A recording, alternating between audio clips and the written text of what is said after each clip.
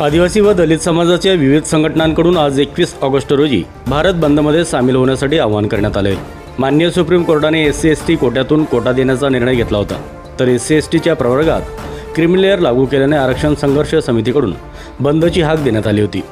नवापूर येथील आदिवासी व दलित समाजाच्या विविध संघटनांनी दिनांक 21 ऑगस्ट रोजी भारत बंदमध्ये संपूर्ण नंदुरबार जिल्ह्यातील विविध संघटना, व्यापारी वर्ग व नागरिकांनी हा बंदला समर्थन देऊन सहकार्य करण्याचे आवाहन करण्यात आले।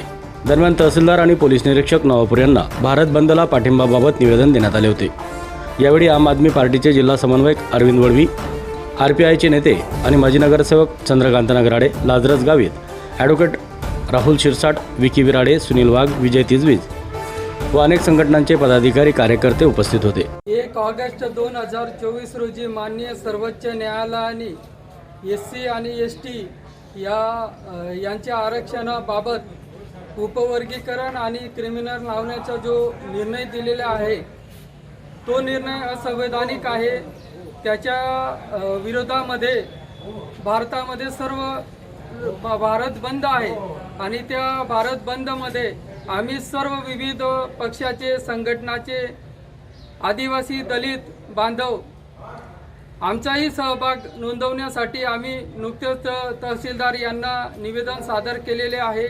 या बंदसाठी आम्ही सर्वजण त्याच्यात सहभाग नोंदून व्यापारी बंधूंना एक विनंती आहे की या बंदात आपण सर्वांनी सहभाग होऊन आम्हाला सहकार्य करावं, अशा सर्व सामाजिक संघटना असतील, सर्वपक्षीय असतील, यांच्यातर्फे आम्ही विनंती करण्यात येत आहे। नमस्कार मित्रांनो, उद्या 21 ऑगस्ट रोजी संपूर्ण देशात राष्ट्रव्यापी बंद पाडण्यात आलेला आहे। दिनांक 1 ऑगस्ट रोजी माननीय सर्वोच्च न्यायालयाने एक निवाडा दिला आहे। त्या निवाड्यानुसार अनुसूचित जाती आणि अनुसूचित जमाती यांचं जे आरक्षण आहे त्याच्यामध्ये उपवर्गीकरण आणि त्याच्यात क्रिमिनल तत्व लागू करण्याचे निर्देश दिलेला आहे। एकूणच हा निर्णय संपूर्ण मागासवर्गीय आम्ही दलित, आदिवासी यांच्यावर आघात करणारा आहे आणि त्याच्या निर्णयाच्या विरोधात हा बंद पुकारण्यात आलेला आहे। या बंदमध्ये आम्ही नंदुरबार जिल्हा समस्त आदिवासी जनसमुदाय, आम्ही आंबेडकरवादी सर्व जनता आणि दलित, आदिवासी सगळे मिळून, सर्व पक्षीय, सर्व संघटना मिळून या ठिकाणी उद्याच्या बंदमध्ये आम्ही सहभागी होत आहोत आणि त्या दृष्टीने निवेदन देण्यासाठी आज तहसीलदार महोदयांकडे आलेलो होतो। या निवेदनाच्या निमित्ताने मी व्यापारी वर्गांनाही विनंती करेन की मागील 2-2.5 वर्षापासून होणारे जे आंदोलने होते त्याच्यात व्यापारी वर्गाने संपूर्ण सहभाग दिला होता आम्हाला।